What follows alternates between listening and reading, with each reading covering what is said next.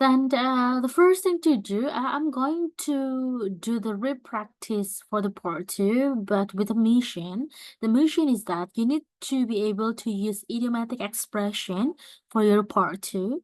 I'm going to give you a particular topic. You need to practice on the topic and need to use at least one idiom for the topic. And now let me show you the topic. Wait a moment. I'm going to give you the same topic, everyone, so you can see each other. You can take an example from each other related how to make a better practice for the part two, yeah?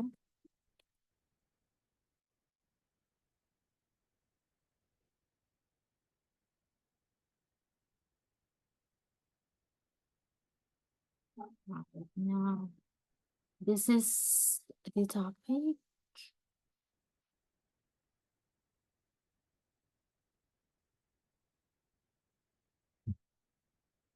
So, have you done this practice with the previous tutor?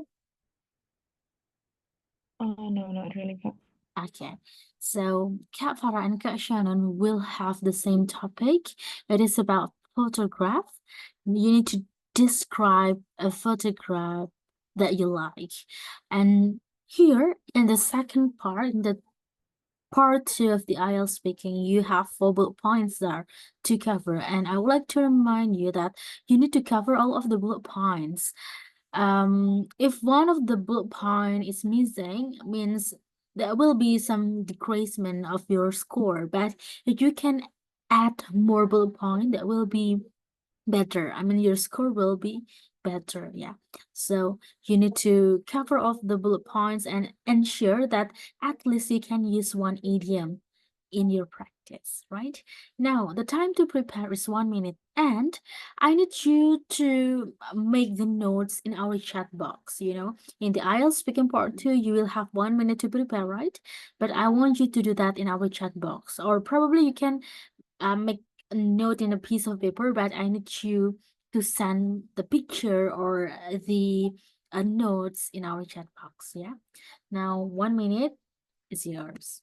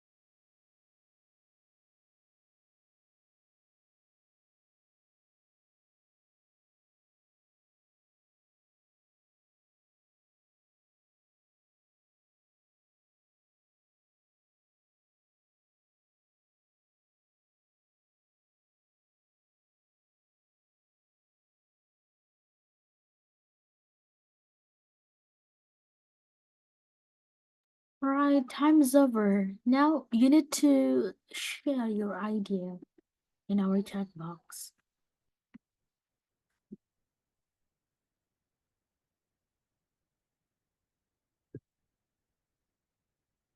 Okay, I can see one note from Kafara. It is about old picture with Opa. Okay, in Borobudur Temple. Great. Then what about you, Kak Shannon?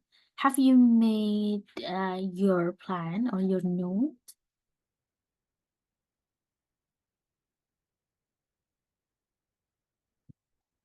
Hello, are you with me? Aku sih, sorry Miss, saya kira buat kalimat ya. So did previous tutor explain to you about how to make the notes before? Iya, tadi kayaknya salah nangkep buat Yes. teksnya. Yeah, it's okay. So In the part 2, you need to make the notes. Notes mean it is not literally the sentences or probably the paragraph. It is actually just key points that you need to explain to the examiner. Jadi kayak keywords-nya aja dari beberapa bullet points yang mau dijelaskan kayak gitu ya Kak Shannon. Great. You can remake your notes Kak Shannon. And hi Kak Ola. Can Halo you hear my Kak, voice? yes, Okay. Right. Are you able to follow the class today, Kaola? yes, of course. Okay, thank you. So now we do the re-practice of the part 2, but I have one mission for you. You need to make your part 2 with at least one idiom. Jadi practice di part 2, topiknya ini sama semua untuk semua participants. Dan minimal harus ada satu idiom yang digunakan dalam penjelasan di part 2 di topik photograph ini. Jadi Kaola bisa bikin dulu untuk notes-nya ya. Dan juga Kak Shannon. Nanti kalau udah, boleh di-share in our chat box and then we are going to do the practice, okay? Well, now since Kak Farah is the one who has collect the work, the note, is it okay to do the practice in the first turn, Kak Farah? Yes, okay, Kak. Okay, let me prepare my notes and timer. Wait a moment. Okay, now you have to begin. So, when it comes to a photograph or like a favorite one, I might probably go with an old picture that has me and my oppa. So my oppa was actually a grandfather from my mother's side, since he is born in Padang. So I and my big family kind of used to call him by oppa instead of grandpa or kakek in Indonesia. This picture actually only contained me and him. It was the picture where he holds me in front of a Borobudur temple, sorry. If I have to guess, I think it would be around 3 or 4 years old me at that time. And I don't know, every time I see the picture that my mom or probably my aunt took at that time, it always jogged my memory back to my childhood days. Because just for the information, I'm the only granddaughter he had, so I was really close to him. But every time I take a look at that picture, it always again jog my memory back to the time when he was around, even though it has been 7 years ever since he passed. But and even though that particular picture sometimes makes me kind of feeling blue and makes me want to cry or reminisce our time with him, but that's actually one of the good way for me to maybe reminisce being together with him.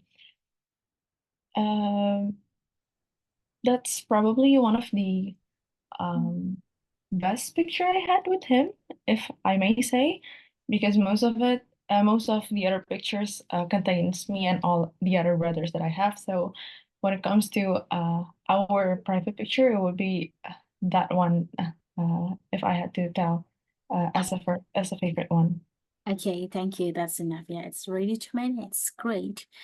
Then anyway, before I provide the feedback, oh yeah, Kak Farah have told me that she's unwell, so unable to activate the camera. What about Kak Shannon and Kak Ola? Can you open your camera, please? I'm going to continue the class after you all activate the camera, unless if you have some problems with camera or with you. Kak Shannon, is it possible for you? Kayaknya kalau saya buka kamera langsung unstable gitu, Miss. All right. Okay. What about Kak Ola? Okay, thank you so much, Cal. Great. Well, we've heard about Farah's practice in the topic of photograph, and then we actually can see that she was successful in covering of the bullet points, right? And also have a relevant idea to explain in the part two. But Kak Ola, did you heard any kind of idiom in Kak Farah's practice? Feeling blue? Yes, feeling blue. So successful mission, yeah, mission complete. It is feeling blue. Good. So the idiom being used is feeling blue, and it is contextually matched with the context being explained, which is feeling sad at the time, yeah. And then the use of idiomatic, the grammar used for expressing the idiomatic expression juga udah okay, it is past time. Then I think all of the story ini match ya, well match karena dia bisa kayak punya storyline, so the listener can imagine what happened at that time. But there were some grammar error walaupun nggak banyak. Salah satu contohnya ketika Kak Farah bilang he's born, so He was should born. be he was born, that kind of error yang muncul ya. Jadi beberapa to be which is actually should be in the past tense, in the past to be, but you made it in the present tense, itu aja. But for the rest, already good. Okay, good job, mission completed. Thank you, Kak Farah. Good. Now, next, okay, from Kak Shannon. Kak Shannon, saya izin copy ke ini ya, ke message yang general, biar yang lainnya bisa lihat arrangementnya. Right, let's see there. The bullet point for what? A photo of my family. I'm in the 6th grade, okay, my cousin, she is a photographer. Interested in photography, it was so beautiful. Okay, great. Then it will be 2 minutes to explain your notes, to perform using your notes, and now you have to begin. Please, Kaishan.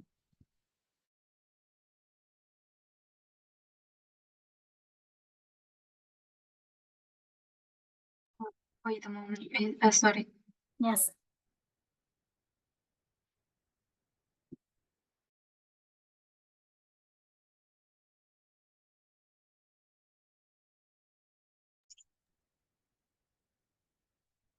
Please. Okay. There is a photograph that I would like to tell you about. It is a photo of my family in front of a beautiful building when I'm in Singapore. So at that time, I'm really interested with magnificent type of structures. Like seeing those beauty was my cup of tea, and it is happened when I'm in the 6th grade. So actually, it is my graduation present. So we go aboard we went aboard to Singapore, and I also went there with my cousins. The one who took the pictures was my cousin. She is actually a photographer, but it's just a side provision for her for getting money. And the reason why I really love the photo is because at that time I was really interested in photography since I tried my sister's camera, and then I started to liking it, and one of my favorite moment there was because of the beautiful, since my father and my many relatives is an architect, so I really they're getting to see the glory of it. And All right, thank you. It's ready to minutes, yeah? Good. Then, Kak Farah, can you confirm, did you hear any idiomatic expression from Kak Senan's practice?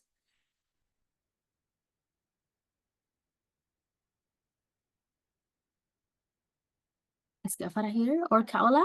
Did you hear any idiomatic expression? Cup of tea. Yes, cup of tea is the idiom being used. So both Kak Farah and Kak Shannon use complex idiomatic expression, yeah, to use in the part too. So good job. And the listener also done a great job, which is Kak Ola, yeah, can notice about the idiomatic use. Good. Then the feedback are not too many here. One of which is the use of to be as well. So sometimes the to be being used are inconsistent. So in one part you said, I really interested. Then for the next part you said I was interested. Jadi ada missing to be ya, ada yang nggak pakai to be. Ada juga to be yang harusnya past tense masih pakai simple present. Dan another one selain to be ada juga verb yang masih slip ya, kepleset-pleset ke simple present. Kayak waktu mau bilang we went, tapi awalnya we go. But you do self correction. Adanya self correction ini sebenarnya menunjukkan kalau Kak Shannon udah aware, udah tahu kalau ini incorrect. Nah, next stepnya berarti harus more practice gitu, karena udah aware, udah bisa mengkoreksi kesalahan sendiri dengan more practice. Slip tongue yang kayak missing to be atau missing verb ini akan bisa dibenahi kayak gitu ya. Then untuk kata interested ini beberapa kali diulang. Nah, ini jatuhnya ke repetitive word discussion ya. Jadi kalau misalkan mau diimprove nanti bisa pakai I was enjoyed, itu juga I was enjoying, I mean, atau I enjoyed juga bisa, atau I particularly enjoyed itu juga boleh gitu, atau I attentive to something itu juga bisa ya. Jadi biar mengurangi penggunaan interested gitu. Any questions, Kak Shannon? Anyway, good job. That was a nice practice. I mean, if we compare to the previous one, ini udah meningkat, sangat meningkat. Right. no, thank you, Miss. Okay. Then now, Kak Ola, have you made your plan with this topic, Kak Ola? Yes. Okay. Then the mission again is using at least one idiom, yeah? Okay, now 2 minutes, it's yours, please. I'd like to tell you about a colorful photo that contain my family and I. This photo was taken 2 years ago when we went to the beach to celebrate my daughter's birthday. And the beach, namely Mutton Beach, we went to there by our car in only one car. So in this journey where we talked to each other about our daily activity and about our funny things. And then at the beach, we did some plethora fun activities like singing birthday party or just play with the splash fresh water. And also we built our sandcastle together. And my father told me to don't forget to take a photo because it will remind us about this event. And he suddenly asked strangers to take our photo, and we do it maybe about 3 until 5 take. And after that, when we come back to our home, we we print this photo, and now when I see the photo, I vividly remember about this feeling of the situations, and I was at that time I was over the moon. That was my story about the photo that Thank I you. really love. Okay, that's enough. Already 2 minutes ya, pas dengan closing. So happy with that. Ada a nice closing ya. Good. Then Kak Shannon, did you hear any idiomatic expression? Can you confirm the idiom that Kak Ola used? Over the moon. Over the moon, yeah, at the end of the performance, and it's a very good use and also correct use. So mission completed as well. Good job, thank you, Kaola. And the additional feedback will be, I think you get an improvement for the grammatical and accuracy as well, because you can use past tense for most of the storyline ya. Udah pakai past tense kayak we talked, he told, my father told, and then apalagi tadi? Ya, dan we did dan lain sebagainya pakai past tense. Kalau kita compare ke previous practice, lebih banyak yang slipped, lebih banyak yang masih ke present tense, tapi hari ini mostly udah di past tense karena konteksnya nyeritain pengalaman di dalam foto itu gitu ya. Dan ada sih yang sedikit mungkin keslip kayak waktu bilang we print the picture, it should be reprinted ya, karena harus ke bentuk verb to itu aja, yang lainnya udah lumayan oke ke past tense. Then sedikit repetitif di kata told. Nah, told ini bisa ke said atau informed ya. Tapi nggak apa-apa, nggak terlalu banyak, mungkin kayak 3 kalian. So itu nggak akan terlalu banyak mengurangi nilai. Tapi kalau nanti bisa di-combine lebih banyak, that will be better. Dan ininya udah rapi, arrangementnya ada bagian itu ya, pembuka dengan saying the purpose, I'd like to tell you about something. Ada isinya rapi juga, udah membentuk storytelling yang enjoyable. And then lastly ada closing. So good job. Thank you, Kak Ola. Great. The use of idiom. The idiom that you use all semuanya kompleks idiom ya. Ada over the moon, feeling blue, dan juga cup of tea tadi. Nah, itu semua udah menunjukkan praktis penggunaan kompleks idiom. If you can use this kind of idiom, ini sebenarnya nilai yang paling tinggi untuk vocabulary itu ada di idiom semacam itu. Selain itu, selain idiom sebenarnya ada juga yang dia tuh apa ya sebutnya? Kalau saya sebenarnya language features, jadi kayak majas ya, kayak majas ada hyperbole atau personification, that kind of language features itu nilainya juga lumayan bagus gitu. Jadi kalau misalkan hyperbole itu misalkan apa ya? The most beautiful place in the world kayak gitu, tempat tercantik dan terbagus di dunia ini. Nah, itu contoh dari majas-majas hyperbole yang kita juga bisa pakai di IELTS speaking kayak gitu ya teman-teman. Jadi kalau misalkan bisa mengarah ke kompleks idiom dan juga language features yang bentuknya majas-majas kayak gitu, that will be good for your score. Okay, great. Nah, kita akan lanjut ke part 3. Akan ada practice juga untuk part 3. Nanti di part 3 juga akan ada apa ya, kayak mission pakai idiom yang simple dan kompleks kayak gitu. Then I'm going to share to you about some examples of the speaking practice untuk dibedain mana yang okay, mana yang very good. Nah, but let's discuss the part 3 together now.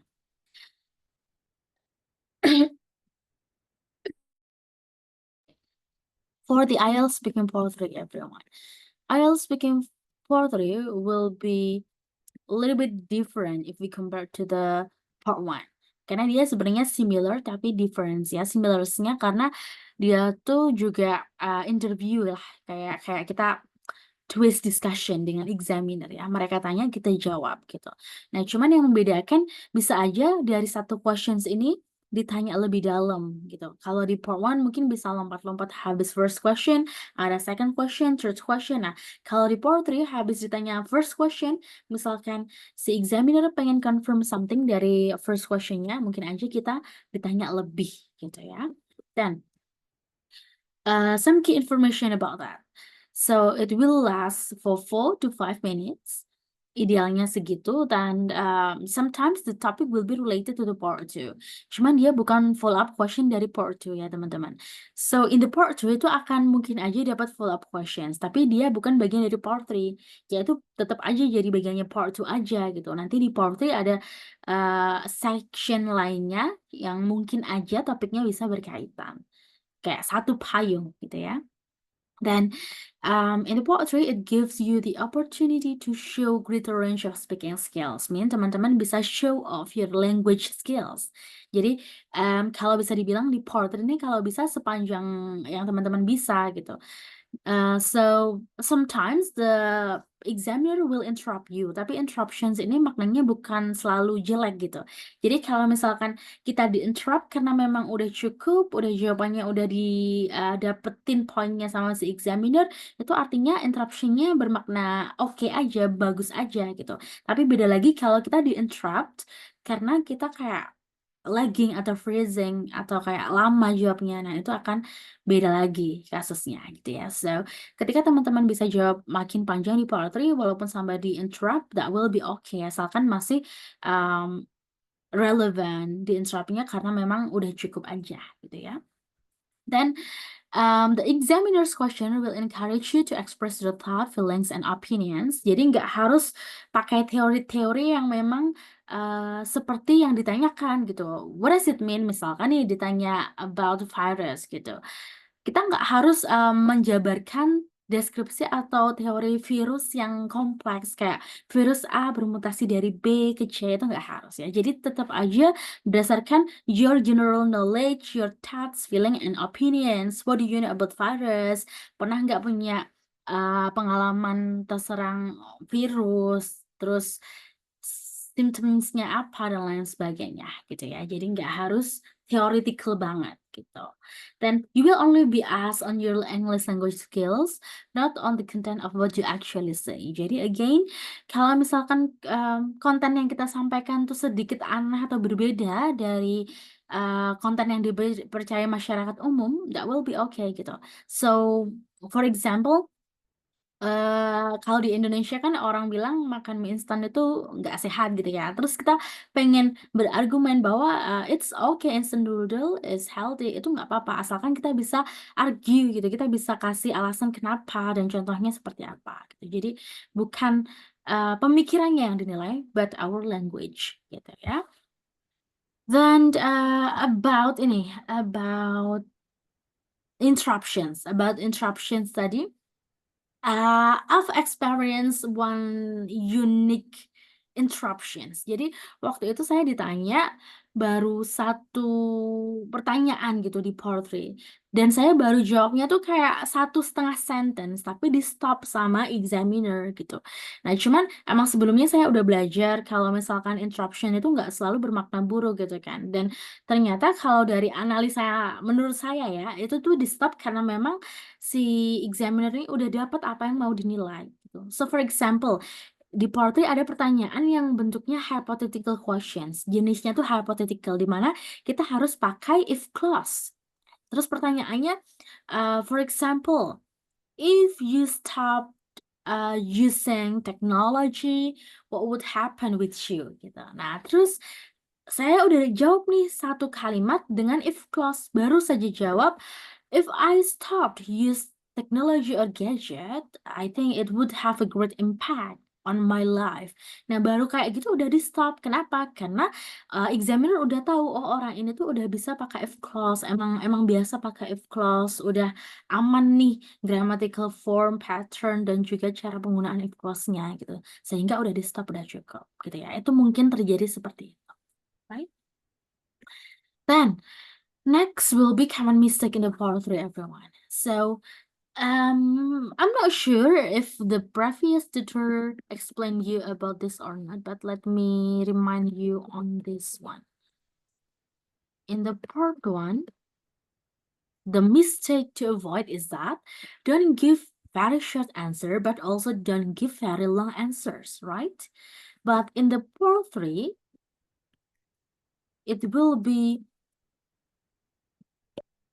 the common mistake will be the answer too short. Nah, sedangkan yang bagian too long-nya kan hilang ya di part 3. Means you can develop your answer as long as possible. Gitu. Jadi sebisa mungkin ya panjangin aja gitu ya. And I always have 3 elements untuk mengira-ngira apakah panjangnya ini udah cukupan atau belum gitu. Nah, 3 elemen ini yang pertama ada inti jawaban. So you have the core answer. Misalkan ditanya, is a manufacturer important nowadays? Nah, jawab yes or no gitu. Nah, terus habis itu ada elemen kedua. It will be the reason or the explanation.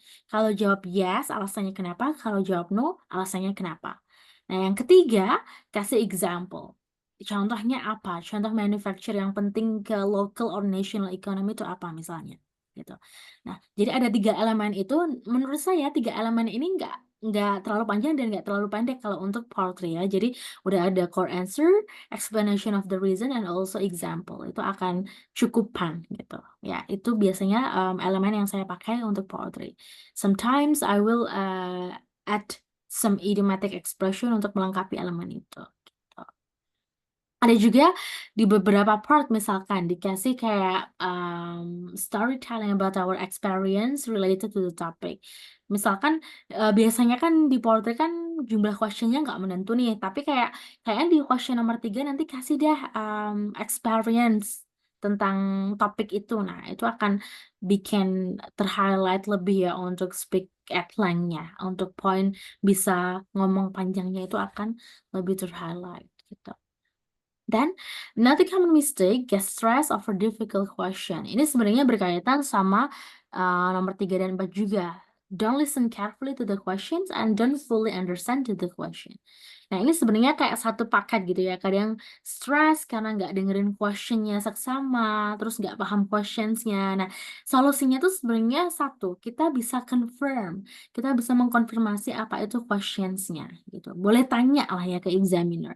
Jadi tanyanya tuh tapi cenderung ke confirm sama mengulang gitu.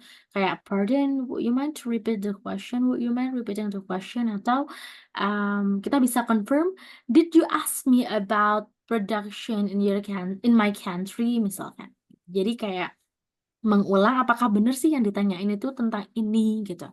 Jadi itu 2 cara yang paling aman untuk menanyakan questions yang udah diberikan oleh examiner.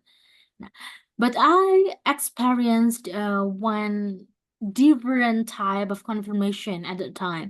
Jadi dari beberapa tes yang pernah saya lakukan itu, saya pernah coba confirm a word, kayak satu kata, apakah benar kata itu yang di-mention gitu. Nah, itu macam-macam. Ada yang examiner mau jawab, ada yang enggak gitu. Jadi kayak misalkan pertanyaannya,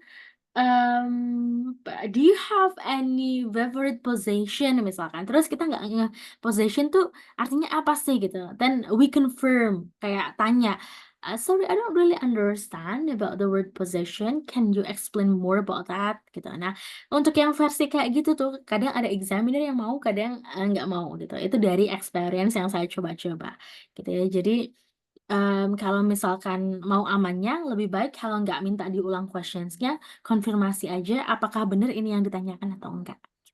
Right? So far, any questions sampai sini? Masih all good? Miss, kalau untuk yang peribahas yang majas itu contohnya apa, Miss, yang mudah? Yang majas yang pernah saya pakai maksudnya? Iya. Oke, saya seringnya kayak ini sih hyperbole, melebih-lebihkan gitu ya. Kayak waktu itu pernah kayak dapet questions tentang orang yang di-admire, orang yang dikagumi. Nah, itu saya bilang my mother. Nah, because she is the most beautiful and warm person in my life gitu. Jadi kayak melebih-lebihkan. Ada juga pernah dapet historical place waktu itu. Historical place atau apa ya? Pokoknya tentang place ya. Itu saya bilangnya the most amazing place in the world kayak gitu. Jadi yang paling sering saya pakai kalau majas itu yang hyperbole, yang melebih-lebihkan gitu. Ada juga yang personification, tapi saya pernah pakai personification tuh skornya ya biasa aja gitu. Uh, I don't know, mungkin aspek lainnya tuh bukan hanya tentang majasnya, mungkin aja bisa jadi idiomatic expressionnya kurang atau mungkin vocabnya kurang. Tapi waktu itu saya pernah, belum lama sih, saya pakai personification kayak waktu itu ceritain tentang pantai. Kalau saya ingat saya tentang pantai atau apa ya, pokoknya kayak tempat wisata gitu loh. Terus saya ngomong jelasin tentang beach gitu. Nah, terus salah satu description-nya itu saya sebutin ada angin itu ya. Angin itu saya personification kan ke sink. Jadi kayak anginnya bernyanyi gitu loh ya. Nah itu skornya biasa gitu, nggak terlalu impactful. Jadi yang pernah saya lakukan yang impactful dari Majes itu lebih ke yang hyperbole gitu. Karena mungkin jatuhnya lebih natural mungkin ya kalau yang hyperbole gitu. Yes, I get it. Thank you, Okay. Miss. Any other questions? All good so far? Oke, kita akan lanjut dulu ya. So here are the quick tips. First of all, you can buy time. Jadi teman-teman tadi bisa minta waktu ya. Selain tanya, bisa minta waktu. Jadi minta waktu pun harus berstrategi. Jadi nggak langsung diem berpikir gitu ya. Sebenarnya kan minta waktu ini kan untuk memikirkan jawaban atau mungkin kalau kita lagi ngerasa susah muncul idenya, kita butuh beberapa detik untuk diem bentar gitu kan. Itu sebenarnya untuk berpikir gitu kan. Tapi kita perlu strategi biar nggak langsung diem, biar nggak dikira nge-lag atau nge-freeze gitu. Nah, itu teman-teman bisa kasih respon di depan gitu kayak oke misalkan atau well itu kayak satu kata gitu kan atau bisa juga pakai sentence. Well, it is a difficult question. Let me think for 3 seconds misalkan atau for some seconds. Atau boleh juga I'm going to say that it is interesting question, but let me think for a while. Misalkan, jadi kayak kasih satu sentence atau 2 sentence sebagai respon baru minta waktu untuk mikir, gitu ya. Jadi yang penting tuh respon, walaupun cuma satu kata, kasih dulu respon bahwa kita tuh paham questionsnya, but need time to think, gitu. Dan do not be rush karena teman-teman sekali lagi fluent itu doesn't mean fast. Jadi lancar itu belum tentu cepat gitu ya. I mean cepat itu belum tentu lancar, lancar juga belum tentu cepat gitu kan. Jadi pakai pace yang teman-teman nyaman untuk ngomongnya. Yang penting nggak tergesa-gesa, dijelaskan dengan mudah dipahami oleh listener-nya gitu. Dan you need to use wide range of grammar. Sebenarnya grammar di sini nanti ada masing-masing tandanya ya.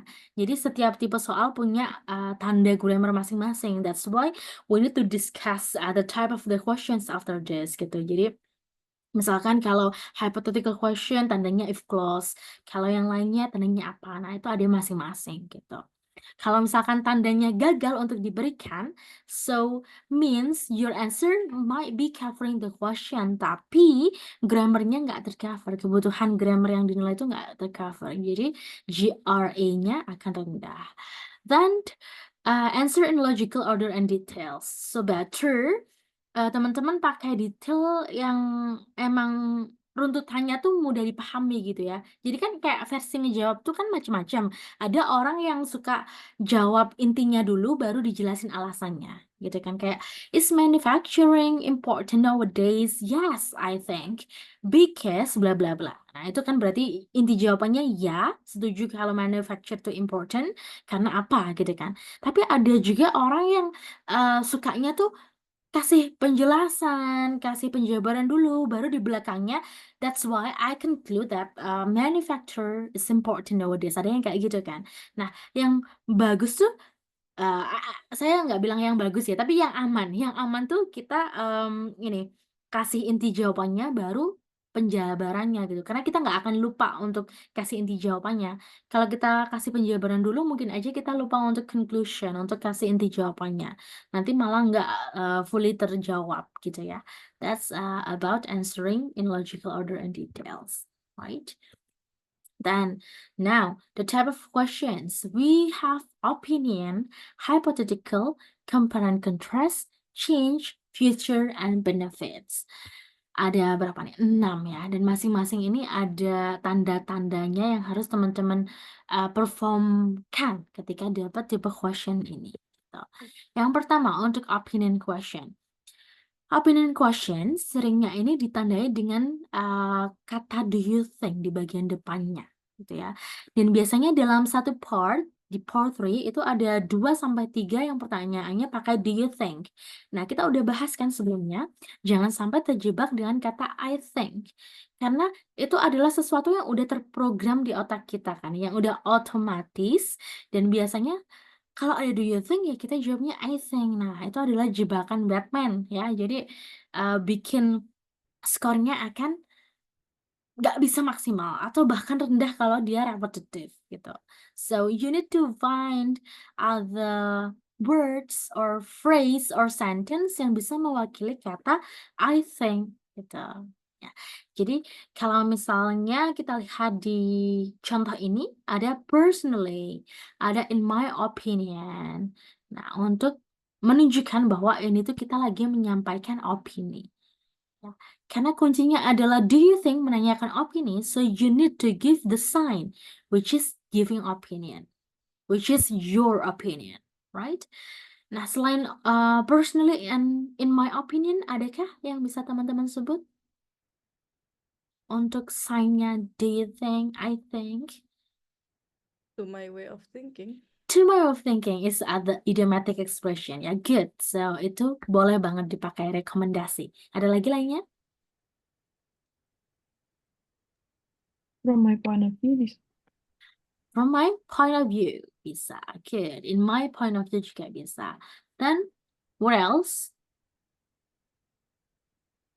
Silahkan disebutkan sebanyak mungkin untuk referensi. Ada di sini personally, in my opinion, to my way of thinking, in my point of view, from my point of view. Ada lagi lainnya?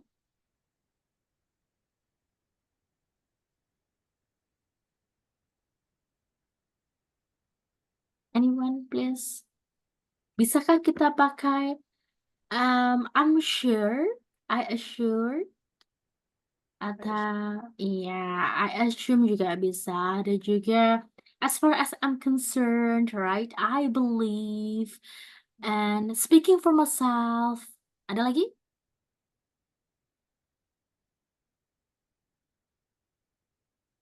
My take on this, I'm on the fence kalau ada di tengah-tengah gitu ya. So, you have a lot of options. Optionsnya aja udah lebih dari 5 gitu kan. Jadi kalau misalkan dapatnya cuma 3, do you think? I think that will be easy to combine, right? Yang penting di latihan sampai hari atas nanti, haramkan I think ya. Hindari I think gitu. Nah, here I give you some reference. You can have ini yang non-idiomatic ya, teman-teman yang non-idiomatic, you can use in my experience, as far as I'm concerned. Speaking for myself is also good. I'd say that, I believe that, in my view, if you ask me, I feel sure, dan lain sebagainya. Nah, kalau yang idiomatic tadi di-mention ya, to my way of thinking, my take on this, I'm on the fence, dan lain sebagainya. Okay? Right. Any questions so far untuk opinion questions? Kemarin kita udah coba banyak ya, jadi nanti untuk opinion questions kita langsung ke real practice. Now, I'm going to go to the next type of question. This one is hypothetical questions. Hypothetical questions ini sebenarnya yang bentuknya tuh kayak hipotesis. Kalau hipotesis kan berarti kita kayak mengandai-andai. Kayak kalau kita bikin hipotesis di skripsi atau tesis atau disertasi, berarti kan kita mengandai-andai hasil dari penelitiannya gitu kan. The same as this one. hypothetical questions mean you need to imagine, you need to predict about something yang terjadi kalau suatu hal dilakukan atau tidak dilakukan. So that's hypothetical questions. Dan kunci yang harus teman-teman ingat, ini nggak hanya untuk tipe questions ini, tapi untuk the whole life if you speak in English, ketika mau memberitahukan atau mau mengekspresikan sesuatu yang sifatnya hipotesis, pengandaian, atau mungkin imajinasi, itu harus pakai would. Ya, harus pakai would hipotesisnya. Pengandainya harus pakai would. Karena kalau will itu untuk yang type 1, untuk yang pasti terjadi. Kalau would itu masih pengandaian, masih prediksi gitu ya, atau masih imagination gitu. Nah, that's why di sini ada contoh. If tourists stopped visiting your area, what effect would it have on the economy? Nah, ini contoh questions dengan grammar yang benar. Grammar yang benarnya di sini ada if. Nah, if-nya diikuti subject, ya, touristnya subject. Ini bentuk questions ya. Then stopped adalah verb yang merupakan verb to. Nah, baru di sini ada gerund dan complement. Jadi intinya untuk hypothetical questions di IELTS itu memakai hypothetical question atau if clause type 2. Yang mana gandengannya if ini adalah verb to. Harus verb to. Ya. Dan habis what effect pakai would. Ini bukan semata-mata pakai would aja. Ini udah pattern, udah pola gitu. Udah rumus. Jadi harus pakai would plus verb 1 ya. Plus verb 2-nya punyanya have di sini. Verb 1. Nah, ini udah pola. Jadi harus if dan verb 2, would-nya gandengannya verb 1. Pattern untuk type 2. Nah, yang harus hati-hati, hypothetical question ini punya beberapa tipe, punya 4 tipe. Ada type 0, type 1, type 2, type 3. Kalau di IELTS itu seringnya pakai yang type 2 ini. Teman-teman tinggal dengerin aja nanti dari questionnya si examiner, dia pakai yang mana gitu. Kalau habis if pakai verb 2, ya udah ikutin aja bolanya. If sama verb 2. Kalau ternyata habis if dia pakai verb 1, ya ikutin aja juga pakai verb 1. Gitu ya. So, that's the pattern. That's why kalau teman-teman lihat contoh jawabannya di sini, if tourists stopped. Nah, sama juga kan? Pakai verb to. If tourists stopped visiting the beautiful beaches where I live, it would plus verb 1, it would have. Gitu. If tourists stopped visiting the beautiful beaches where I live, it would have a terrible impact on our local economy. Right? Patternnya sama, harus sama. Gitu. Any questions untuk hypothetical questions? So we only have to paraphrase the area or paraphrase the verb and also the subject. It's your choice. Kalau misalkan bisa menemukan sinonimnya stop yang bentuknya verb true, itu boleh pakai paraphrasing verbnya. Kalau nggak ketemu, ini boleh kayak areas-nya lebih spesifikkan. Nah, kemarin kita sedikit belajar tentang paraphrase, kan ada yang simple paraphrase and complex paraphrase. Nah, kalau kita cuman memparaphrase salah satu, berarti masuknya di simple paraphrase, dan itu nggak apa-apa, udah acceptable. Gitu kalau. Alright. We are going to try untuk satu tipe questions ini kita coba dulu ya to test your comprehension for the explanation. So I'm going to give you some questions. Wait, I think I'm going to prepare the question. Oke, saya cariin contoh dulu ya questionsnya.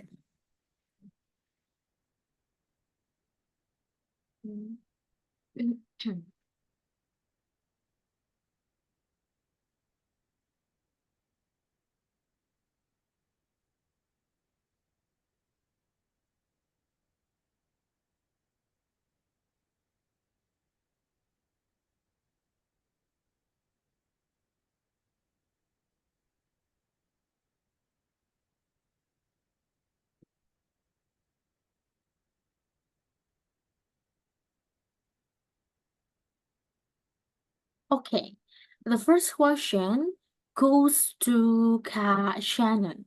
So you need to answer this question using if clause, yeah. I mean hypothetical type.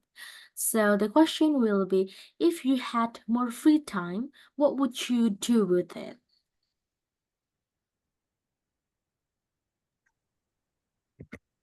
If I had more free time to enjoy my hobbies, I would like to watch watching films more because it is one of my favorite hobby and things to do. So since I was a child, I already watch films and even animation like that on the TV, and I still like it until now. It's already like almost 10 years, and I would like to more spending my time to watching because I guess it impacted me pretty much because um the main story and the main meaning of the total plot is giving different sensation for me. Mhm. Okay, thank you. So, the use of hypothetical type of question, the conditional sentence type itu udah benar ya, pakai if I had every time I would blah blah blah. So good job for that. Great. Next question goes to Kak Farah. So the question will be, if you were an architect, what sort of buildings would you design? If I became an architect, then I would probably design a lot more mosque, especially a modern one, so that um, it would give a lot more comfort and to make people be more convenient to do their prayer there. Okay, thank you. If I were an architect, I would blah blah blah. Great, good job. Udah tepat ya penggunaan if clause-nya. Mhm. Then Kak Ola, the question for you would be, if you were an artist, what sort of film would you play? If I were an artist, I would become a, a, a movie star of the actions film because I really love to do some exercise and I want to improve my skills, my ability to the real life by become an artist of the actions. Okay, thank you. Hampir kepleset ya. Kepleset. If I were an artist, I would become. Tapi dikoreksi dan pakai become. Good. Udah benar ya. So that's the grammar that you need to use kalau dapat hypothetical question ya teman-teman. Harus verb to and also would plus verb one. Right. All good? All clear? Any questions? Okay, now we have the next type. It is compare and contrast. So for the compare and contrast, it is comparing and contrasting one thing to another thing. Jadi kayak membandingkan dan menyamakan ya. So kalau misalkan pertanyaannya disuruh nge-compare terus kita jawabnya contrast, actually that will be okay. Karena dia tuh kayak satu tipe ya, compare and contrast.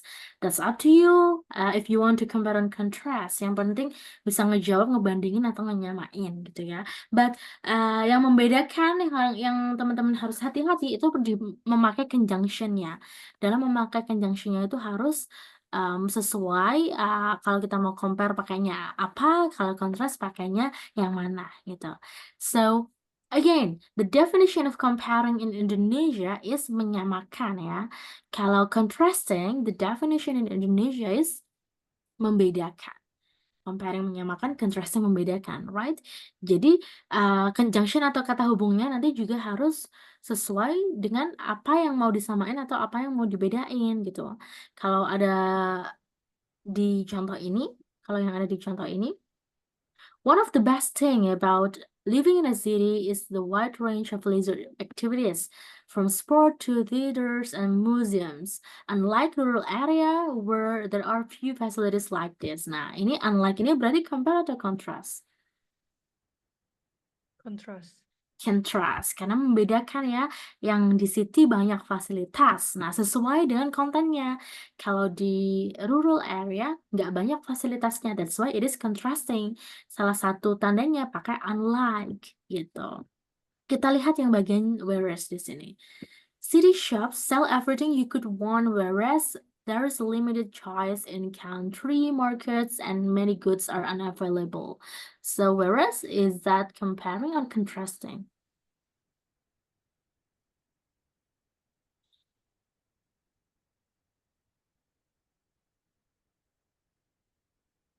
Kalau dari kontennya ini, it is contrasting, right? Dia membedakan. Whereas ini jadi untuk contrast juga. Apalagi in contrast ya, jelas ada kata contrastnya. It is membedakan atau contrasting. Nah, kalau membedakan ada lagi referensi lain selain unlike, whereas, and contrast. Apalagi kira-kira? On the other hand. On the other hand, wait. Lainnya? Meanwhile. Meanwhile. Mhm. Ada lagi? Apa Kak Farah? No? Belum kepikir lagi, Kak. Okay. Yes, ada nevertheless, for example. Nah, kalau comparing, apa nih? Belum ada ya contohnya di sini. Kalau comparing, kira-kira apa? Menyamakan. Using superlative. Superlative. How to use that? The best. Okay. Or just Alright. better than. Okay, better than gitu ya. So, comparing itu memang ada banyak, ada yang kayak salah satunya superlatif tadi ya, ada yang bentuknya itu kayak yang paling baik, yang paling buruk, yang paling kecil kayak gitu kan. Itu the materials, kalau nama materinya di pelajaran bahasa Inggris itu emang comparing. But if we are talking about the conjunction, nanti contohnya akan kayak similarly, conjunction kayak kata hubungnya, atau mungkin bisa juga the same as bla bla bla gitu. Here I'm going to give you the references di sini ya. Comparing. In the same way, similarly, likewise, comparatively, compared to. Nah, ini comparing. Conjunctionnya comparing. Nah, kalau contrasting yang tadi teman-teman sudah sebutkan, gitu ya. Ini jangan sampai ketukar, harus sesuai dengan konten yang pengen disajikan. Okay. Right, then next, change. Untuk type change ini dia kadang agak nge-trigger ya, karena biasanya dia punya time range yang cukup besar gitu. Contohnya, di sini ada pertanyaan, how has education changed since your parents were children? Kan range waktunya kan perubahan education since your parents were children sampai sekarang gitu kan. Jadi kayak, wow, besar sekali rentangan waktunya gitu. Ada juga yang biasanya yang lebih nge-trigger yang versinya kayak how has technology changed over the past 20 years? Atau how has gadget changed over the past 10 years? How has shopping habits changed over the past 5 years gitu ya. Rentangan waktu ini yang kadang membuat kita kayak, wah, apa ya jawabannya kita? Tapi padahal kalau misalkan ngejawab soal kayak gini, kita bisa aja ambil satu perubahan yang dia tuh merupakan the most significant change. Perubahan yang paling signifikan, perubahan yang paling kelihatan gitu ya. Contohnya kalau di bidang education, when your parents were children, education is not compulsory, right? Nowadays it is compulsory. Atau at that time we rely on book only, but nowadays we rely on gadget and technology misalkan. Nah, jadi ambil satu aja yang paling beda. Nah, kuncinya, sign-nya, kalau change berarti ada yang masa dulunya sama masa sekarangnya yang dijelasin ya, harus dua versi itu. Ya. So the key for change type adalah ada penjelasan masa dulunya dan penjelasan masa sekarangnya dan pilih satu yang paling beda. Gitu, right? If we take a look to this example, how has education changed since your parents were children? Di sini dia bilangnya the biggest difference is that education is not compulsory. Wajib dan enggaknya. Yang kedua, what is taught in school hasn't changed much, but in towns and the cities, the children use computer and can learn all about the world via the internet. Jadi kalau yang diajarin nggak terlalu banyak beda, tapi medianya sekarang pakai teknologi, kalau dulu enggak. Gitu. So ini yang diambil dari contohnya. Contoh ini. Okay. Then let me ask you some questions to try and to change ini. Let me start with Kaola. Kaola, the question for you will be how have shopping habits changed over the past 5 years? Pardon? Sorry, can you repeat the question? Sure. How have shopping habits changed over the Oh. past 5 years? To my way of thinking, the biggest difference is about how we buy something. In the past,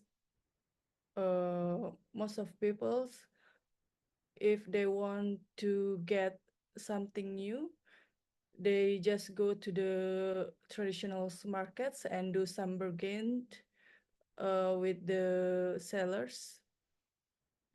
But now we can buy our lovely things just through our gadgets in shopping apps like Shopee in Indonesia, and then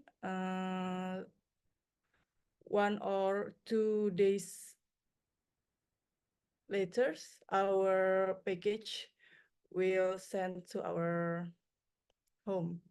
Okay, great. One explanation about how we shop in the past and nowadays. Great, thank you. Then to my way of thinkingnya nggak ketinggalan ya. So 2 thumbs up for that, Kaola. Good job.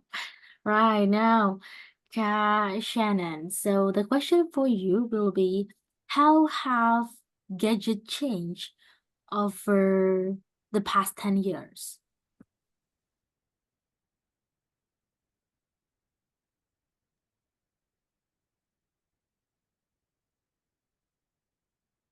In my way of thinking, in 2014, which is 10 years ago, they are still uncommon for people to use modern handphones, since the technology is not really developed back then. But different from now, nowadays, people more likely to use their phones to do anything. For example, right now, payment is you can use payment with gadget, but back then you still need to use the cash money, the physical money. And to compare, I would say that in the previous years,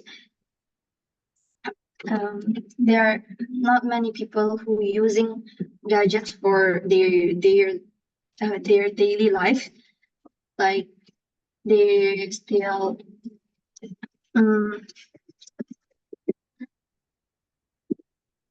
apa ya Miss namanya Miss? Sorry. They're still relying on their physical strength or something like that.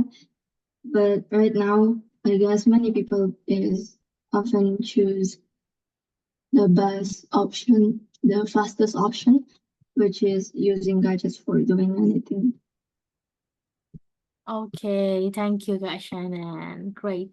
So, two answers, I mean, two explanation about in the past and now related to the gadget sebagai alat pembayaran ya tadi. Oh, but I like the way you paraphrase the 10 years itu tadi ya, pakai to back then in 2014 ya. Jadi itu kayak sebuah parafrase yang sangat spesifik ya. Jadi terdengar attentive to the questions and comprehensive ya. Karena sekarang 2024, 10 years from now is 2014.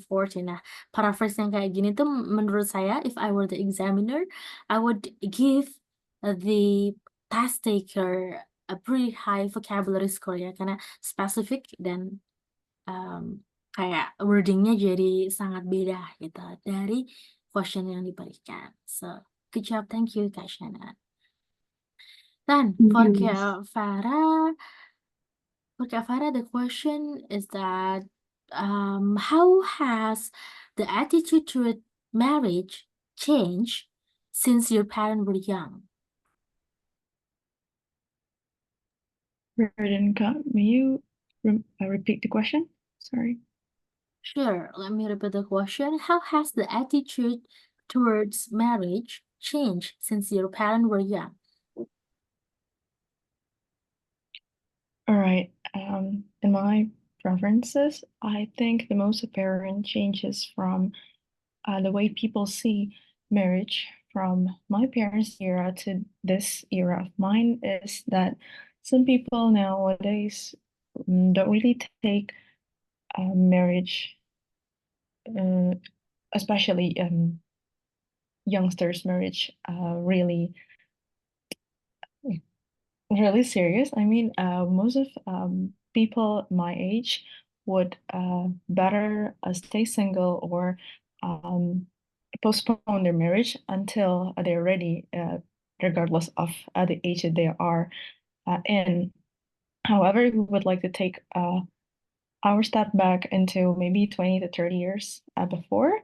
I think it would really be one of the most important thing that after you graduate, whether from high school or university, you go straight into marriage life. So I think the freedom of someone to choose whether or not to marry on a young age and later after they're ready has been shifted from maybe 20 to 30 years ago and compared to now. Okay. All right. Thank you. That was a pretty long answer, Kak. Udah cukup panjang and good. So, one vocabulary that probably could be a reference for you all dari Kak Farah tadi, change di paraphrase ke shifted ya. Boleh, itu a good synonym. Then attitudes synonymkan, di paraphrase ke how people see marriage ya. So that was also a great vocabulary point. Oke, semuanya udah oke di bagian change ini ya. Jadi ada penjelasan yang dulunya seperti apa, yang sekarangnya seperti apa. That's the key. Okay, alright. Next, we do have future type. Nah, untuk future ini sebenarnya hampir sama kayak hypothetical, cuman dia kayak lebih pasti gitu. Jadi future itu kan membayangkan, bukan membayangkan sih, apa ya? Memprediksi apa yang terjadi di masa depan. Cuman dia sifatnya lebih pasti gitu. That's why dia pakai will, bukan pakai would. Nah, will di sini menunjukkan conditional sentence type 2, type 1. Kalau kita mau pakai if clause. Nah, cuman untuk future ini biasanya nggak pakai if clause. Cuman kita akan langsung ngeh kalau dia pakai will gitu ya. Jadi, anytime the examiner using will, teman-teman juga mengikuti pakai will. Dan will ini gandengannya sama kayak would, which is using verb 1. So, one of the example ada di sini. Do you think that everyone in the world will have access to clean water in the future? Nah, yang mungkin akan jadi something tricky juga di future ini biasanya dibungkus juga pakai opinion. Jadi dia pakai do you think depannya, terus belakangnya ada will-nya. Nah, itu akan ada 2 PR. Yang pertama PR-nya biar nggak kejebak dengan kata I think dan nggak repetitif. Yang kedua PR-nya adalah pakai will plus verb one dengan tepat. Gitu ya. Nah, kuncinya ini lebih mudah ya daripada yang sebelum-sebelumnya. Tinggal pakai will plus verb one. Udah jadi. Gitu ya. Dan tipe lainnya ada satu lagi, benefit. Nah, untuk benefit, biasanya sih nggak akan susah juga teman-teman. Jadi kayak kita menyebutkan dan menjelaskan benefit of some things. Yang mungkin akan menjadi tricky ada di bagian ininya ya. Di sini. What do you think are the benefits of hobby? Kalau dia bilangnya, what do you think are the benefits of hobby? Sebenarnya kan harusnya ada beberapa benefits gitu ya. Kayak yang ada di contoh jawabannya. Ada the first benefit, the second benefit, and the third one. Jadi ada 3. Nah, kalau jawabnya lebih dari 1, maka akan sesuai dengan kebutuhan to be are as the benefits and hobbies. Nah, cuman kalau ternyata kita susah nih cari ide benefitnya. Benefit of something nih susah banget mikirnya gitu. Apakah boleh jawabnya 1 aja gitu? Jawabannya boleh, cuman harus pakai trick. The trick would be having general descriptions. Ada contohnya kayak di sini. I believe that there are many great benefits to be gained from having a hobby. Jadi kayak kita kasih general description bahwa sebenarnya ada banyak benefit gitu. Terus kita bilang, but I would like to highlight one most significant benefit of hobbies, misalkan. Ya, jadi kalau misalkan mau jawab 1 boleh, tapi kasih general explanation kayak gitu tadi. Right, we come to the end of the explanation for 3. Any questions?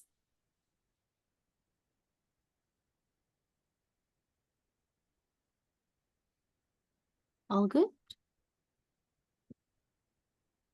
Oke, kita akan practice teman-teman one by one, tapi ini ya, I'm going to give you one sample of video, but I'm not going to say that this is a good video or not good video, but I want you to assess. Teman-teman coba tonton videonya, nggak panjang, pendek aja ya. One part of a practice an IELTS mock-up test. Kita ambil di part 3 dan try to assess kira-kira dari partisipan ini tuh kekurangannya apa, kelebihannya apa, dan your predictive score itu berapa gitu ya. I want you to give the score for this person. Wait, let me di part 3-nya di mana ya? I think people. Sure, yeah. And in your country, what kind of jobs are popular? Oh, ini ya. Kita akan mulai di sini. Oke. Suaranya udah jelas? Oke. Enjoy. People that they demand really unexpected thing. So it's really difficult to deal with that kind of people. Sure, yeah. And in your country, what kind of jobs are popular?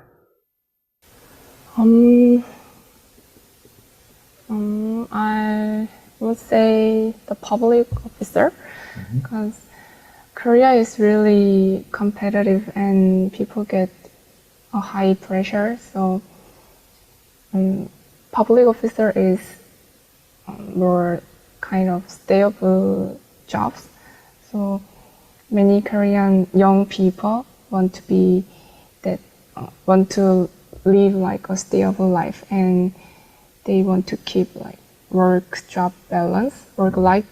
So I think public officer is the most popular job. Good. And do you think parents influence their kids' decision on what job to take? Um, no, I think it depends on kids' personality, because even though the parents influence their mind or their like characters to their kids, I think it depends on more like the kids interest and their their their character and personality. So I think that's not that much influence to kids. Okay. All right. Done. So thank you for completing the test. So I'd say Okay, now please give the feedback for this person. She's Anjin Leah from South Korea. So what do you think? What are the strength or weakness, or you can say the score that you give for her? Kaolah, please. She uses so many repetitive words, and also she can elaborate. She in some point she cannot elaborate his her answers, and I think there are so many fillers. Agree with that, yeah. A lot of repetitive words and just few of her answers yang bisa dielaborasiin. Sedangkan banyak yang nggak terelaborasi, ya. Then, the answer are not enjoyable, right? Not that enjoyable. Kayak kita harus menunggu-nunggu dan mencerna apa sih yang sebenarnya dia sampaikan, gitu ya. Right. Dan skor yang dikasih sama Kak Ola berapa? Maybe 5.5. 5.5. Great, thank you. What about you, Kak Farah? What do you think? I can barely hear any idioms. I think I don't hear any sih sebenarnya. Terus I feel like she's kind of confused of what she would like to say. Yeah, she doesn't really have a clear ideation for the answer. Thus, I agree that her answers are not long enough, not explaining enough. And then the range of verb and verbs mostly are not that much. So again, it causes repetitions. Okay, your idiomatic expression means the range of vocabulary is not that wide, yeah? Then Yes. what's the score for her? I think I have to agree. It's maybe 5.5. Okay, 5.5 as well. Right, any addition, Kak Shannon? It's basically the same as Kaola and Kafara. Okay. It's like she had difficulty explaining. Yeah. Okay, yeah. So the range is 5.5, yeah, 5 to 5.5. It's correct, ya. Dia dapatnya di mock up test ini 5.5 because last idiom and the range of vocabulary is not that great. A lot of repetitive words. Terus dia juga nggak terlalu develop dengan panjang, ya, nggak develop dengan panjang untuk jawabannya, less comprehensive. Dan another thing yang paling kelihatan adalah gestures-nya, ya. Gesture di sini tuh di speaking tuh bukan main assessment criteria, tapi it is actually one of the part of communication, right? So the main thing to assess in IELTS speaking part is the way to communicate using English. Nah, salah satu part of communication, it is the gestures and body language. Nah, gestures-nya dia kayak kurang percaya diri gitu. Nah, kalau teman-teman mungkin nanti lihat full videonya, ada bagian-bagian waktu dia nyentuh lehernya, kayak waktu ditanya kepalanya miring ke kanan kiri, nyentuh leher kayak gitu ya. Itu menunjukkan inconfident gitu kan. Jadi kayak nggak pede gitu. Eye contact-nya juga nggak dapat gitu. Nah, itu akan mempengaruhi juga gitu. So, you need to be very confident. Eye contact-nya juga mostly harus persisten ke examiner. Boleh sesekali ada perubahan, tapi harus kembali lagi ke examiner untuk eye contact-nya. Dan tunjukkan gesture tubuh yang emang menunjukkan kepercayaan diri kita tadi gitu ya. So that's very important. Nah, kita bedakan dikit dengan contoh satu ini.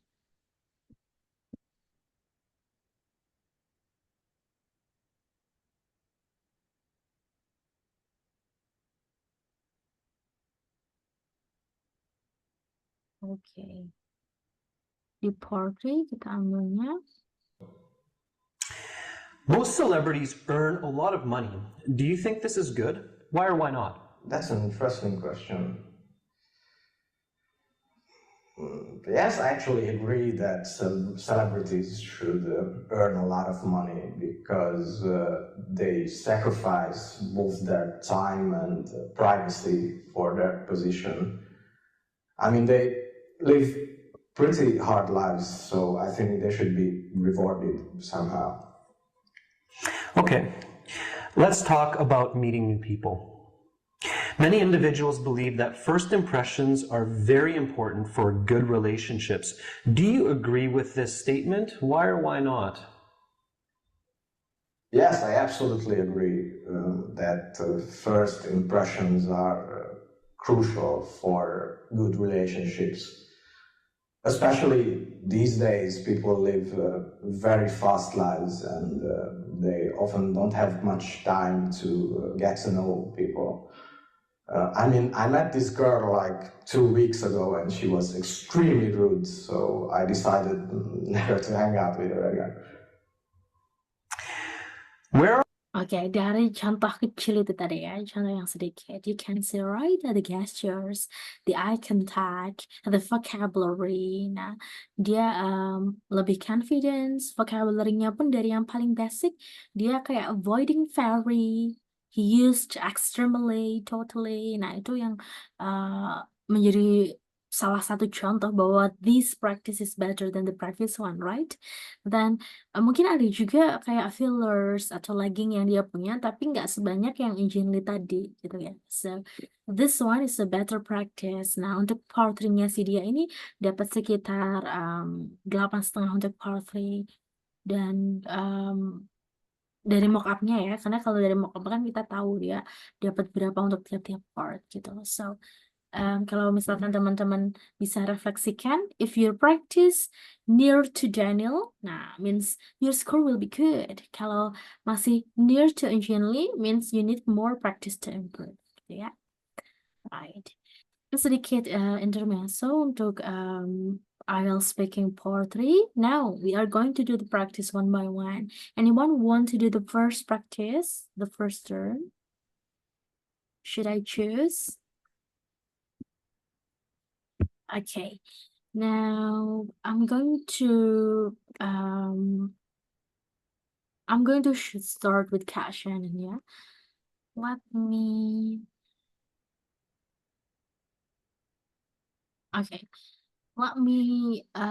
give you some questions for the portrait, Kat Shannon. Kita langsung ke question pertama, kedua, ketiga, and I expect Kak Ola and Kak Farah to pay attention. Mungkin ada satu atau dua hal yang nanti bisa diberikan sebagai feedback to improve, right? Now, Kak Shannon, the first question. What types of relationship other than friends or family are important in people's life? I assume that some romantic feelings for each other is also essential for in social life, because when we want to make a family or when we like someone, of course we have romantic feelings for them, and also I guess it is pretty important because as a human we need to, maybe for some human we need to do marriage or having kids like that. So I would say that it is pretty important. Mhm. All right. And do you think it is important for people to spend time alone? My way of thinking, I would say it depends on their personality, because many people are either introvert or extrovert. So I guess introverted person would like to spend their time alone, like spending their time for their hobbies or doing something they like. But for some extroverted person, maybe they more likely to socialize with other people. So basically, it depends on the. Okay. Then what is the attitude? Let me repeat the question. What is the attitude towards marriage in your country? I don't really know about it though, but I would say that maybe it's a little bit formal in my country. Like they have many traditions they have to do, because I guess this my country is still a fan of some traditional events like that. So I would say it is pretty important for people to joining the traditions. Mhm. And do most young people in your country plan on getting married? Because this is a big nation, I would say that many people is plan to getting married, maybe because they're traditions of it, but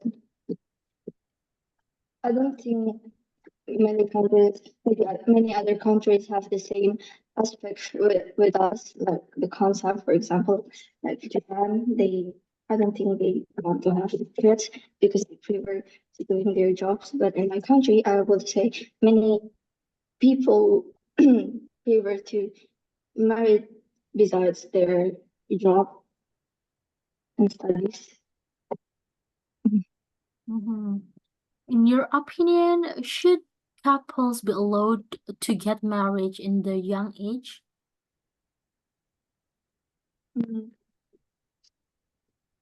I believe that it was not appropriate to marriage as a youngsters, because I feel like they are not ready to go in through the marriage world like that, because they have many things to do for marriage. They have like obligation or duty. They still need to prepare for their marriage life. So it's not really a best option. Okay, one more question. In your opinion, should couples be allowed to get divorced? Because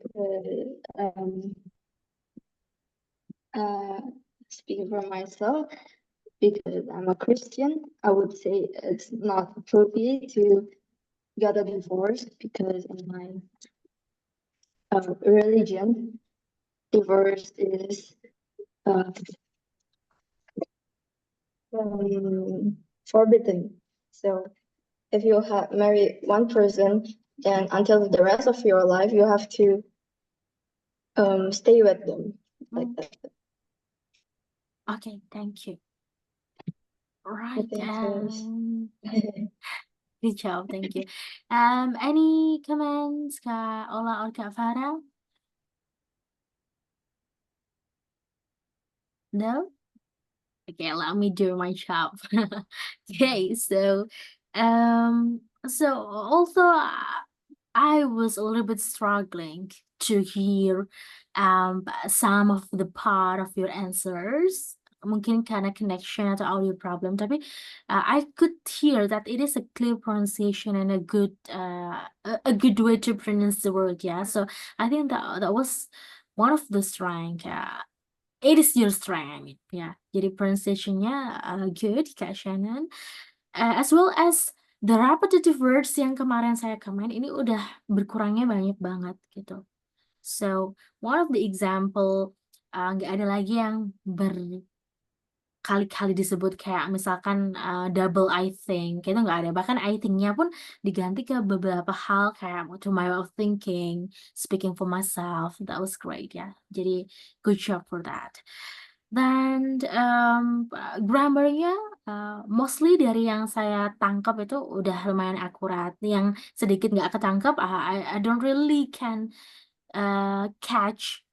I don't really catch the words completely ya. Cuman kayaknya aman lah juga anti grammar. But mungkin di bagian fillers-nya, if you can reduce the number of the fillers, ini akan lebih oke di scoring-nya ya, di fluency-nya akan lebih meningkat skornya.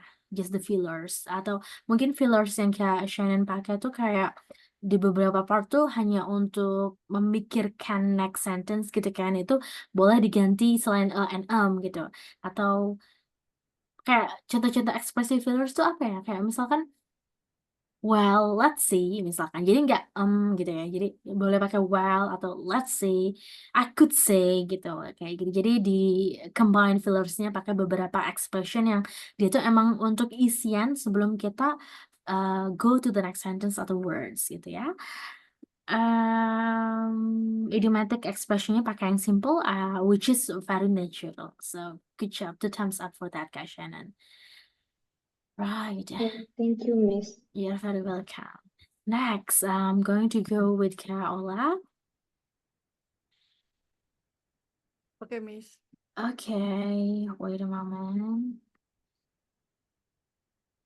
All right, now the first question. What are the criteria for good students? I see so many reasons. First and foremost, the student should be should become a persistent person to reach their goals. For example, when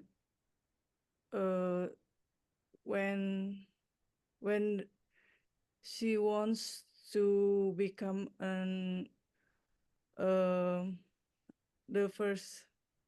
to get the first rank, she should study it very hard to get the high scores. And the secondly, maybe the pupil should become a good listener, because we know that the good listeners is the good learners. All right. And do you think do you think, is there any kind of subjects that, let me rephrase the question. Do you think there are any kind of subjects that they don't need to be taught in school? To my way of thinking, the subjects like art could be replaced by taking some exercise in outside the schools. Like we just go to the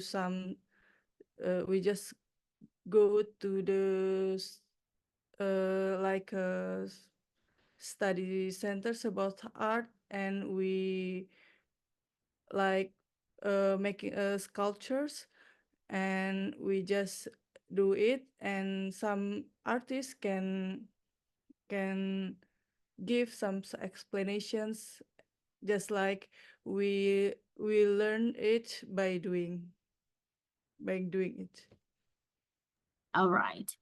Then, do you think outdoor learning is important? Actually, sometimes student needs to be refreshed about the subjects like biology, for examples. They need to study in the outdoor space so they can learn from others living creatures, like maybe we can learn about the photosynthesis from the through the through the when we visit the gardens. Okay, now let's talk a little bit about travel. So, how safe is travel in your country? In my country, actually, traveling becomes more safer nowadays because the advancements of the technology, with the advancements of technology, there are many camera on the spot of the streets. So if there is an accident, we just we just check the recorder of the camera. So the traveling since my country is now really safe and comfortable. Okay, then which method of transport do you consider the safest one?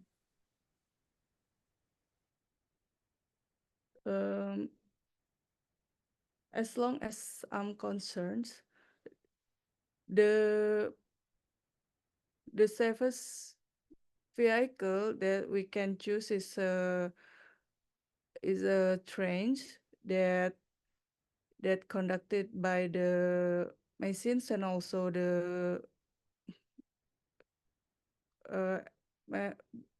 that conducted by the machines, so we can minimize the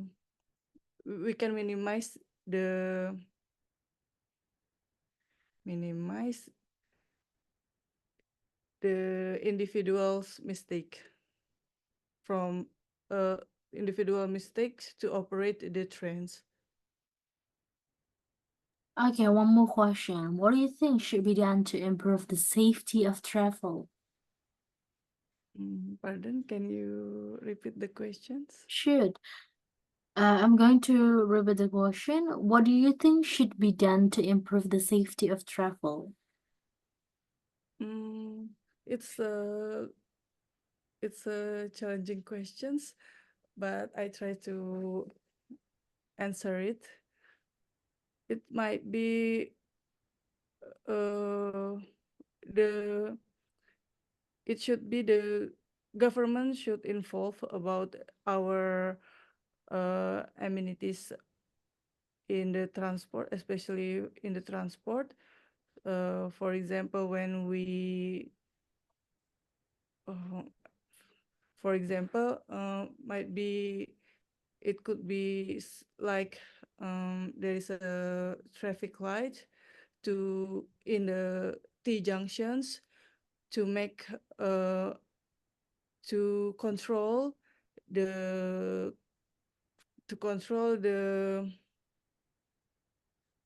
amount of the cars, so that we can minimize the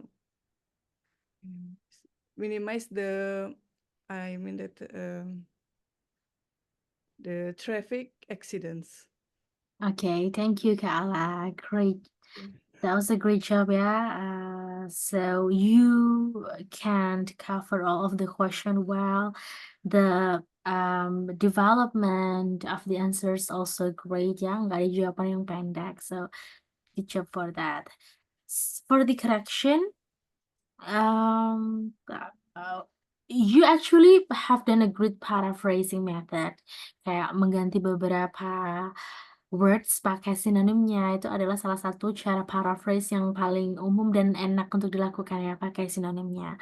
But you need to be very careful ketika memilih sinonim yang dipakai gitu. Kayak criteria, it will be different with reasons, right? Mungkin kalau kriteria lebih cocoknya ke standards misalkan. Nah, jadi salah satu contohnya itu ya. So be careful in paraphrasing using synonym. Kalau emang susah, you can just use the word criteria aja nggak apa-apa. Lagi pula waktu Kak Ola bilang di depan, I see there are so many criteria of good students. Itu sebenarnya udah bentuk paraphrase gitu karena nggak literally ngulang kalimat yang sama dari questionsnya gitu ya. Itu salah satu contoh untuk case paraphrase-nya. Dan for vocabulary yang dipakai ini udah takaran yang menurut saya pas, simple and well organized, penggunaannya tepat, tapi mungkin di beberapa part yang lupa kayaknya Kak Ola mau bilang accident ya tadi, to minimize the accident atau apa ya tadi waktu ada nge-freeze-nya gitu.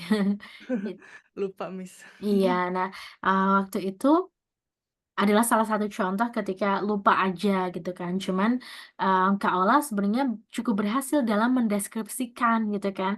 Dideskripsikan ke mistake made by someone when operating the machine gitu kan. Jadi kayak ya it refers to something related to accidents. Jadi menurut saya udah cukup berhasil, but trialnya perlu ulang terus gitu, kayak perlu dicoba terus biar nanti ketika ada situasi harus describe nggak banyak laginya, udah bisa langsung describe. Oh ini susah dideskripsiin, langsung describe. Itu aja case-nya ya. Dan I'm happy with the response, kayak it's a challenging questions. Nah ini kalau bisa diperbanyak, oke nih Kak Ola untuk teman-teman yang lain juga ya. Jadi nggak hanya question yang susah, tapi question yang gampang pun juga boleh kita kasih respon kayak it's a good question for me, bla bla bla gitu. Itu jawab boleh gitu ya. Beberapa contoh vocabulary yang menurut saya bagus ini sebenarnya masuknya ke grammar kayaknya ya. Kayak misalkan pakai superlative, pakai comparison yang more safe dan lain sebagainya itu oke untuk dipakai. Tadi Kak Shannon juga pakai kayak misalkan apa ya tadi? Either apa lagi tadi ya? Pokoknya kayak either, neither, nor, both, not only but also, kayak gitu tuh grammar simple but it's good for your score. Nah, kalau bisa diperbanyak will be very helpful for you gitu ya. That's for Kak Ola. Okay, more practice Kak Ola. Semangat. Okay, now Kak Farah, I'm going to do the practice with you. Let me ask you the first question. Is the quality of television programs in your country good? Well, speaking from my point of view, if we would like to talk about television program, I think the quality could be better created. If we would like to judge from the current situation. However, if we would like to see the program that was made for like privately subscribed channels, like maybe Video or Vimeo, if I'm not mistaken, then the quality would be way better compared to the one seen on television directly. Okay. Then what type of foreign television program are popular in your country? Pardon, may you repeat the first section from the question? What type of foreign television programs are popular in your country? Okay, this was actually kind of interesting, but kind of challenging. If I may say, one of the most popular one that are mainly produced and also had a lot of ratings in Indonesia would probably be soap operas or any series that involves drama, especially because most of the audience here in Indonesia, if I would like to say, it would be girls or maybe young mom or yeah, it kind of narrows down to women compared to men. And back to the maybe instincts or habitual reason, most women choose soap opera better than any other genre. So I think that's probably one of the biggest reason why that's the most popular one in Indonesia. Okay. Then do you think television influenced the way we think? Well, I'm totally agree to this statement. Actually, I see that what someone was exposed to, especially what they see or what they regularly watch, could shape how people think or even responds to some sort of condition. For example, for someone who regularly watch news or maybe regularly cine documentaries, it would make their way of thinking more critical compared to the one who choose or maybe prefer watching a comedy drama or else. Should children be allowed to watch a lot of television program?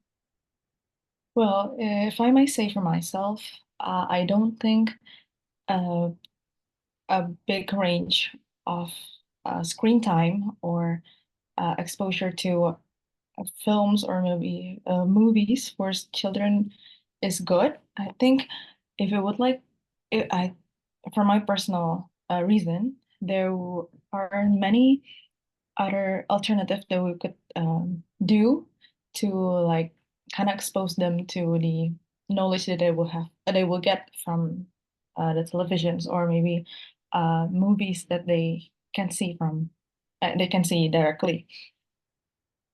Mhm. What do you think are the qualities of good children's TV program? Let me think for a second. I'm not quite really sure about the important quality for a children's program. However, it kind of boils down to one thing that the TV programs intended for children's or maybe babies should be educational compared to, I mean, the program should not only be attractive or easy to be understand, but also to kind of give the children the knowledge that they need on their early ages. Mhm. That last question. What are the educational benefits of children watching television? I believe there are many benefits that we can take from giving our child a right amount of screen time. One of which I think would be the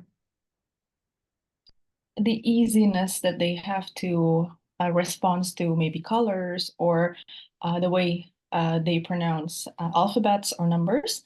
I think that also triggers the way they think or understand a picture of something so that they can get easier to recognize it on their real life. Yeah. Mhm. Okay, thank you. And I think that was a nice practice, Kak Farah. So the combination of opinion sign also have a wide range of options. Yeah, I am speaking from my point of view sampai pakai it boils down to one thing juga dipakai sebagai idiomatic expressionnya. That was great. I would like to remind you untuk bagian repetitifnya di kata better. Sebenarnya nggak apa-apa ya again kalau dipakai berulang kayak misalkan 2 kali, but it need to be far from the first place you Okay. put the word of better ya. Jadi kayak misalkan masih di satu jawaban yang sama untuk satu questions, pakai sinonimnya gitu. Boleh higher quality atau greater quality gitu. Jadi menghindari betternya gitu ya. I love the way you respond. Cukup seimbang untuk yang good question ada responnya, yang question yang agak challenging juga ada responnya. Nah ini um, menyenangkan ya kalau didengerin, jadi nggak hanya untuk yang susah aja gitu. Dan try to reduce the number of fillers karena semuanya udah hampir rapi, fluent. Nah kalau bisa di reduce number of fillersnya will be better. Nah fillers tadi tuh munculnya kalau di Kak Farah tuh di bagian describing the idea, kayak mau memunculkan idenya itu ada fillers. Berarti you need to not overthink about the idea, kayak idenya dibuat simpler sehingga lebih fun ya, lebih lancar, fillersnya lebih berkurang. Nah, one thing yang mungkin bisa jadi referensi juga for me as well nanti untuk my own practice itu ada di bagian smiling expression. Untuk smiling expression, not only for Kak Farah, Kak Shanin, dan Kak Ola. Nah, kalau kita bisa kasih smiling expression, it will be natural ya. Smiling expression tuh bukan ekspresi senyum kita, tapi ketika kita nyeritain sesuatu, kalau itu fun, ya ada kayak suara yang itu tuh fun gitu. Kalau ada suara apa ya, kayak dia tuh lucu gitu ya. So you give like a little bit love gitu, kayak agak sedikit ketawa gitu. Nah, itu namanya smiling expression. Jadi make your performance very natural dengan menggunakan smiling expression. Ada juga kebalikannya smiling expression, misalkan ketika ngomongin sesuatu yang sad, you can lower your tone, kayak lebih sad, lebih sedih gitu. Jadi kayak mulai bermain feeling gitu ya. That's the things that I can give to you as input gitu. Any questions, Kak Farah? Aku ini sih nggak nanya sih, Kak. Sebenarnya lebih ke minta saran sih. Aku tuh agak aware kalau part 2 kan kayak ada waktu untuk mikir dulu nih, Kak, kayak constructing idea aku mau apa aja. Kalau saat part 3 kan sebenarnya lebih ke kayak daily discussion gitu ya sama si examinernya. Gimana caranya biar aku tuh soalnya kadang-kadang jadi ada filler tuh karena aku bingung gitu loh mau ngomong apa ya yang panjangnya gitu. Gimana caranya biar Panjang, aku biar bisa bisa langsung gitu. develop ya. Iya, biar kayak Oke. langsung cepat Nah, mikirnya. one thing that you need to remember, walaupun dia di portrait, sebenarnya kita boleh ekspresikan experience, Kak. Jadi biasanya kalau kita udah dapat satu topik, kita bisa pikirin satu experience yang pernah kita alami, itu akan lebih gampang untuk disampaikan ya. Contohnya kalau about television. Nah, ngomongin about children's program gitu kan. Nah, misalkan udah jelasin nih, should children be allowed to watch a lot of television? For example, the answer will be no. So you give your own experience. Experience yang kakak punya kan belum tentu berasal dari kakak ya. Misalkan saudaranya kakak nih pernah ada experience lihat too many television program, jadi addicted kayak gitu. Nah, ceritakan yang kayak gitu gitu. Atau boleh come from your own experience. For example, what type of foreign television program are popular in your country? Kakak sebutin misalkan sport. Nah, tell your experience, your own experience misalkan in watching television program yang foreign, bentuknya sport, misalkan nonton sepak bola, dimana dia emang lawan our country gitu ya. Jadi arahnya boleh ke experience, itu yang bisa jadi salah satu trik ya untuk trik cepatnya kayak gitu. Nah kalau misalkan dia berkaitan dengan proses, means you can make a great development yang lebih komprehensif ketika kakak selalu nyoba topik yang baru gitu. Jadi untuk setiap practice itu pakai topik yang baru gitu ya. Jadi oh ya saya lupa deh mau ngomongin cara untuk kalau kita how to deal with new questions ya. Berarti besok ya itu dibahasnya. Jadi untuk salah satu caranya, generalnya kita pakai topik yang selalu baru untuk latihan. Jadi ketika kita selalu dengan topik baru, biasanya kan kita menemui kesulitan-kesulitan. Nah itu dari bawah sadar pun akan terbentuk naluri how to deal with new topic gitu. Nah untuk cara praktisnya besok kita akan bahas ya. Saya akan jelasin dan kita praktis juga. gitu ya. Nah, sementara yang mungkin bisa dipakai adalah boleh arahin ke experience atau your own story, walaupun dia di portrait, gitu Kak Farah. Oke, thank you, Kak. Okay. Alright, the time is over ya. Maaf teman-teman sedikit ini ya sedikit lebih 5 menit. I'm very happy with your improvement. Improvementnya udah cukup bagus. Setiap orang di sini punya improvement, walaupun ada juga strength and weakness-nya yang harus di-explore lebih. It's normal di proses belajar IELTS ya teman-teman. Tetap practice aja dengan feedback-feedback yang mungkin udah diberikan. Atau kalau lagi nggak ada partner untuk berlatih, boleh record dan re-listening your own recording. Nah, itu biasanya bisa jadi strategi untuk belajar meningkatkan skor IELTS-nya. Gitu ya. Ada chats dari Kak Ola. Oh, oke, Kakak akan nanti saya share materinya yang kemarin sama yang sekarang di Google Drive yang tadi di-share di grup ya, as well as the recording. Okay, we'll meet again tomorrow in our very last meeting. I'm going to share something dan juga do a little bit practice with you for the last practice. Okay, so thank you for today. Bye. Thank you. Thank you, Kak.